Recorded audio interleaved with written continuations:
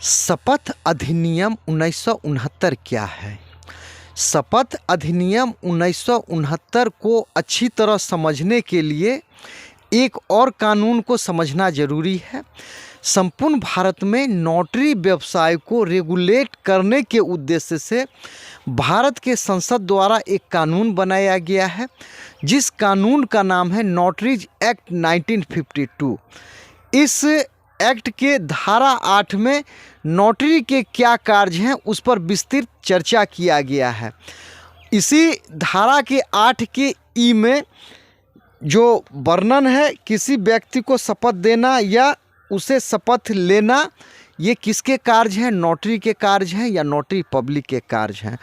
तो शपथ से संबंधित शपथ अधिनियम 1969 बनाया गया है।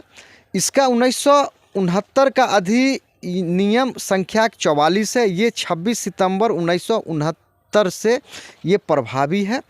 न्यायिक शपथों से संबंधित विधि का समेकन और संशोधन करने के लिए तथा कतिपय अन्य प्रयोजनों के लिए यह अधिनियम बनाया गया है। भारत गणराज्य के 20वें वर्ष में संसद द्वारा निम्नलिखित रूप से यह अधिनियमित हो। संक्षिप्त नाम और विस्तार। यह अधिनियम शपथ अधिनियम 1969 कहा जा सकेगा। इसका विस्तार संपूर्ण भारतवर्ष पर है। कतिपय शपथों और प्रतिज्ञानों की व्यावृत्ति। इस अधिनियम की कोई बात सेना न्यायालयों के समक्ष की कार्यवाहियों की या संघ के सशस्त्र बलों के सदस्यों की बाबत केंद्रीय सरकार द्वारा विहित शपथों, प्रतिज्ञानों या घोषणाओं को लागू नहीं होगी। इसका धारा 3 शपथें दिलाने की शक्ति।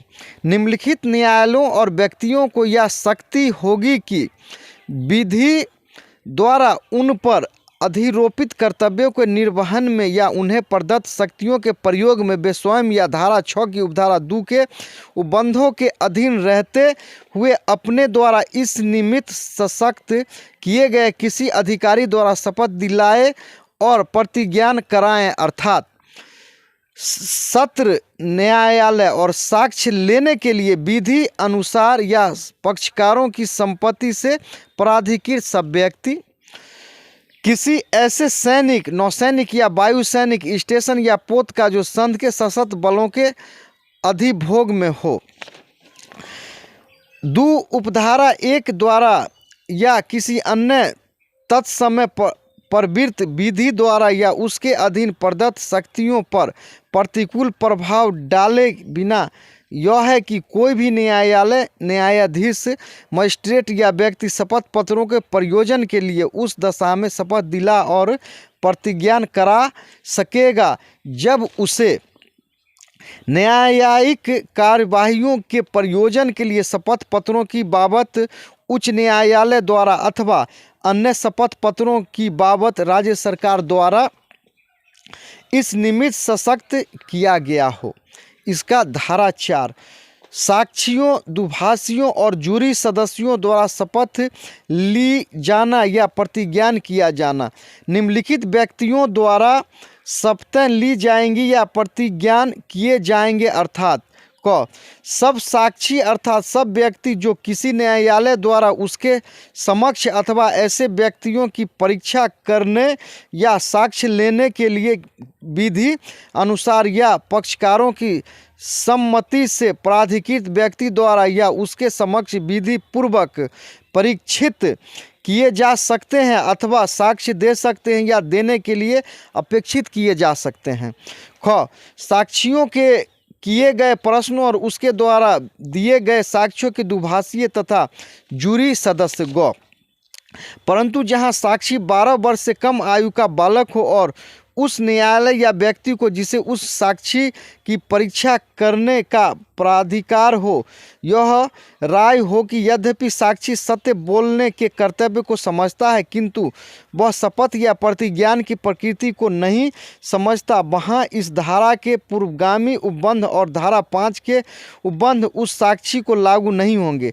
किंतु ऐसे किसी मामले में शपथ या प्रतिज्ञान का अभाव न तो किसी ऐसे साक्षी द्वारा दिए गए साक्ष्य को अग्राह्य बनाएगा और न उस साक्षी की सत्य कथन करने की बाध्यता पर प्रभाव डालेगा। इसी का 2, इस धारा की कोई बात किसी दंडिक कार्यवाही में अभियुक्त व्यक्ति को शपथ दिलाना या प्रतिज्ञान कराना तब के सिवाय विधिपूर्ण नहीं करेगी जब उसकी परीक्षा प्रतिरक्षा पक्ष के साक्षी के रूप में की जाए और न वह किसी न्यायालय के शासकीय दुभाषिए के अपने पद के कर्तव्यों का निष्पादन आरंभ कर चुकने के पश्चात उसे यह तथ्य दिलाना या प्रतिज्ञान कराना कि वह उन कर्तव्य का निर्वहन निष्ठापूर्वक करेगा आवश्यक बनाएगी।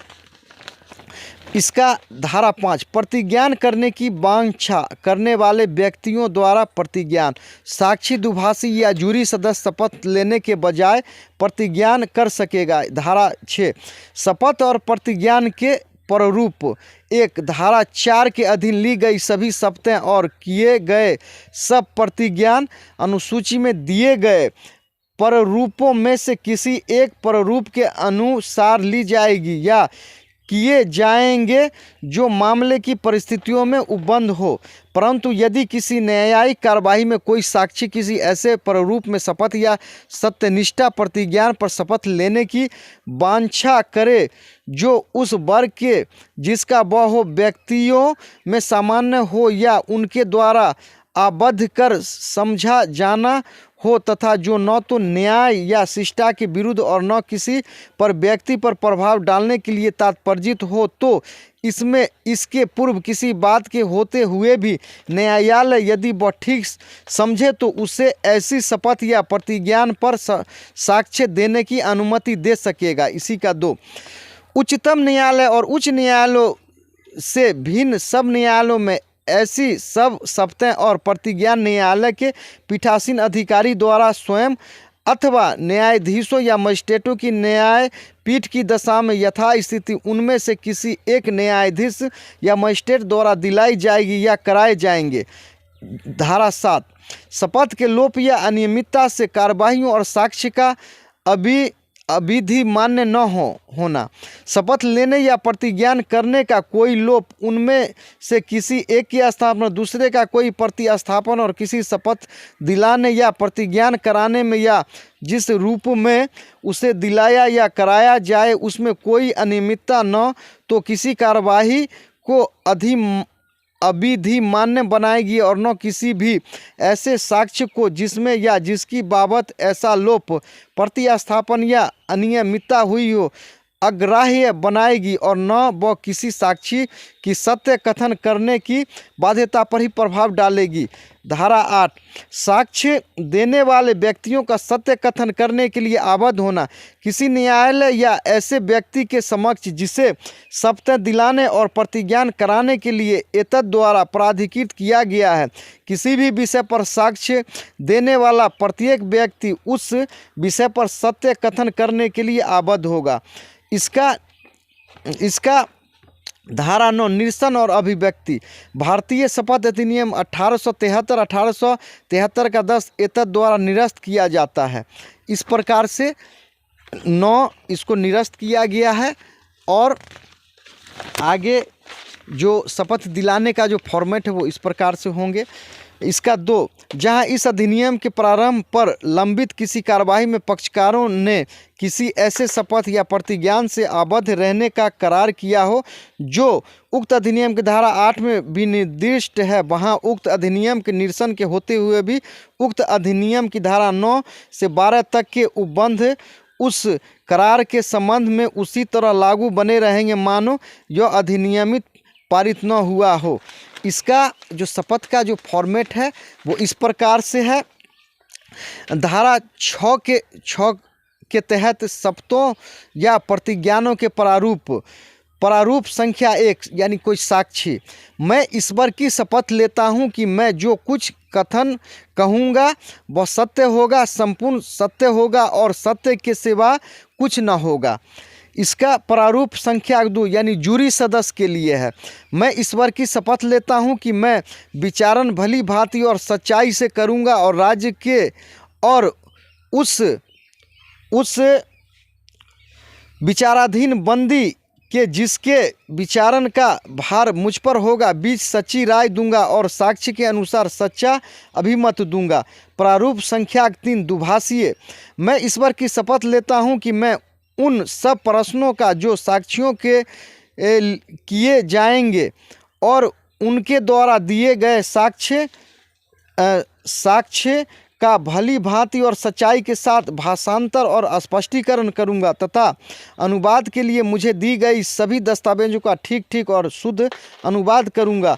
प्रारूप संख्या 4 शपथ पत्र। मैं ईश्वर की शपथ लेता हूं कि यह मेरा नाम और हस्ताक्षर या चिन्ह है और मेरे शपथ पत्र की अंतर वस्तु संपत्ति ही है।